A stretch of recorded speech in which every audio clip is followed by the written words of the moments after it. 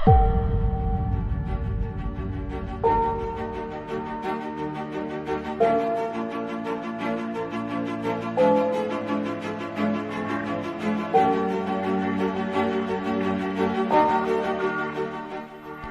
kecelakaan maut astronot yang disembunyikan oleh NASA dan Rusia.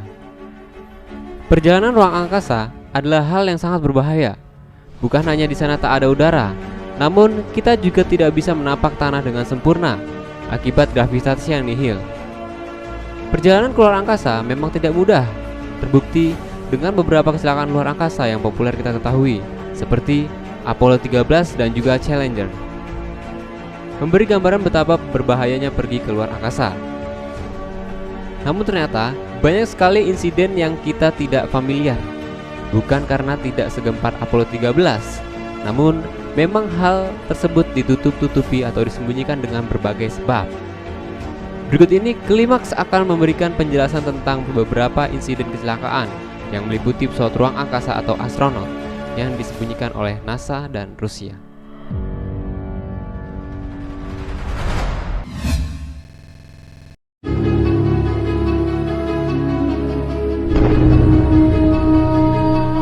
Yang pertama adalah insiden pertama di luar angkasa.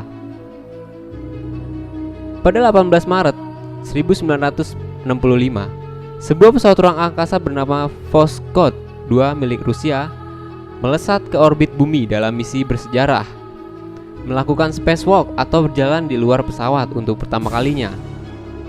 Voskhod 2 berisi kosmonot Alex Leonov dan kosmonot Pavel Belyaev. Pemerintah Rusia sendiri sangat berambisi untuk mengalahkan AS dalam berbagai misi luar angkasa, dan karena itu mereka agak tergesa-gesa.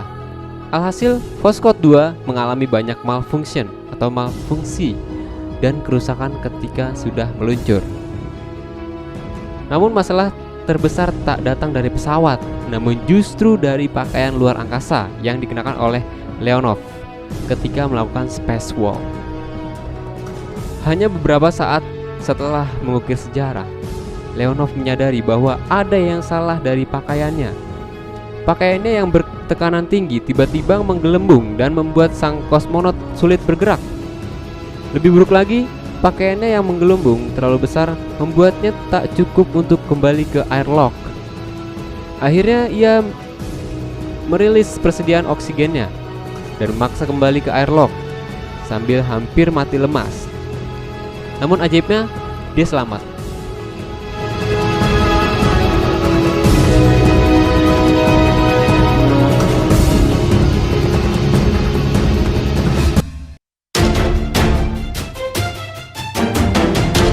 Yang kedua adalah tabrakan antar kapal pemasok dan stasiun luar angkasa. Pada bulan Juni 1997, sebuah kapal pemasok tak berawak bernama Progress berlabuh di Mir Space Station. Vasily Sibiliev mengambil alih proses dari Mir dengan mengandalkan lewat live kamera.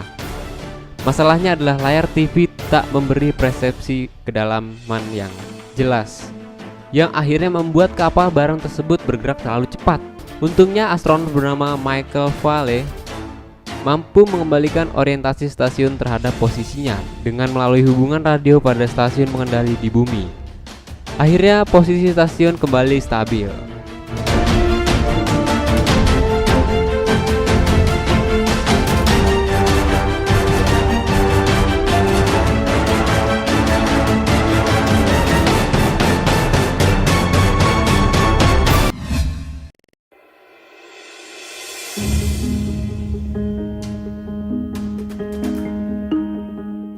Yang ketiga, kebocoran gas Apollo-Soyuz.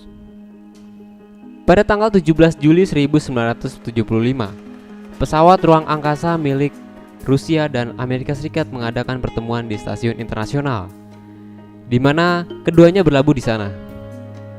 Kedua belah pihak bercengkrama dengan mengadakan tur di pesawat masing-masing. Semua berjalan sesuai rencana hingga Apollo kembali ke bumi. Sebuah komplikasi pada mesin pendorong dan sistem ventilasi menyebabkan gas nitrogen tetroksida beracun muncul di modul awak. Mereka tak bisa melakukan apa-apa akan hal tersebut. Salah satunya astronot yakni Tom Stafford lah yang berjuang untuk berbagi masker dengan semua kru. Meski pada akhirnya sudah banyak yang pingsan ketika sudah sampai di bumi dengan selamat, para kru yang hampir mati lemas dilarikan ke rumah sakit dan membawa perawatan. Rata-rata dari mereka mendapatkan perawatan selama 2 minggu di rumah sakit.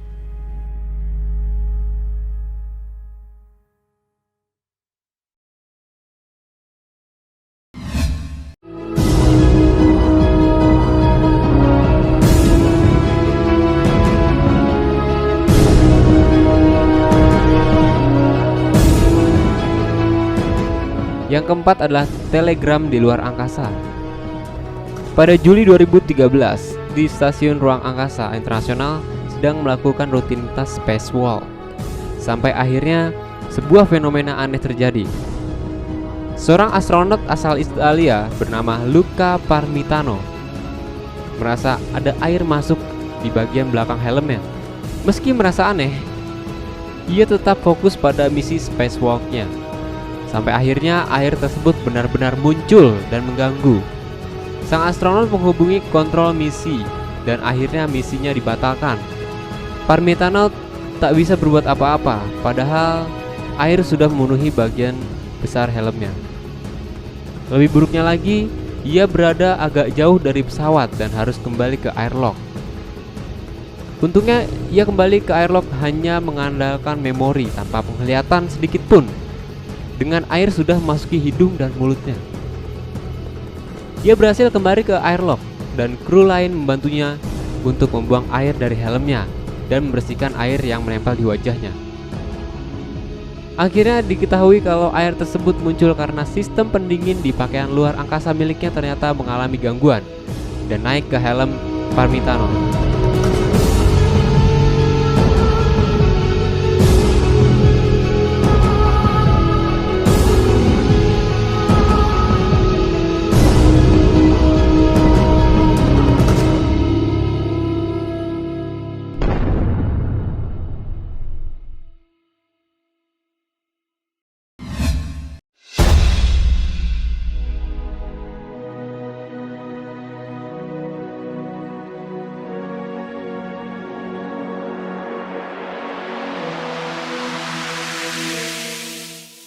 Dan yang kelima adalah perjalanan menjemput maut Vladimir Komarov. Banyak orang mengenal Yuri Gagarin sebagai orang yang pertama kali berada di luar angkasa. Masalahnya, Yuri Gagarin tak mungkin sendirian dan masyarakat hanya kenal dia seorang. Dan ternyata ketika itu Gagarin di luar angkasa bersama kosmonot lainnya yang bernama Vladimir Komarov. Komarov tak seberapa terkenal dibanding Gagarin. Komarov yang kurang terkenal ternyata mendapat penawaran yang cukup menggiurkan dari pemerintah Rusia untuk sekali lagi berangkat ke luar angkasa. Rusia yang ingin merayakan 50 tahun revolusi komunis di negara tersebut ingin menambah satu lagi pesawat luar angkasa yang aktif. Dan lagi-lagi Komarov ditunjuk sebagai pilotnya. Masalahnya, karena ini adalah keinginan yang impulsif dari pemerintah Rusia, pesawat ruang angkasa tersebut dikejarkan dengan deadline mepet dan tergesa-gesa. Komarov menyadari hal ini, namun tetap mengambil resiko untuk kembali mengukir sejarah. Akhirnya pada 23 April 1967, Soyuz 1 yang dinahkodai oleh Komarov menuju ruang angkasa. Namun hanya sekejap mata, pesawat mengalami malfunction. Berbagai hal mulai dari sistem pendorongnya yang rusak dan sistem keamanannya yang juga error membuat pesawat ini menghujami bumi dengan kecepatan tinggi. Setelah sebelumnya sempat mengorbit. Pesawat dan Komarov pun terbakar dalam gesekannya dengan atmosfer dan Komarov sendiri hampir menguap. Ketika sampai di bumi, yang mengenaskan adalah yang tersisa dari dirinya hanyalah seperti abu.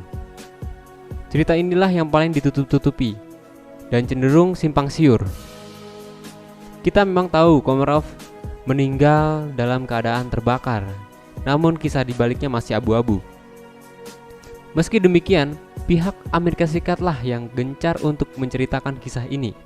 Salah satu pengakuan pernah diceritakan bahwa pos radio Amerika Serikat yang berada di Turki sempat mendengar Komarov menangis dalam perjalanan menghujami atmosfer.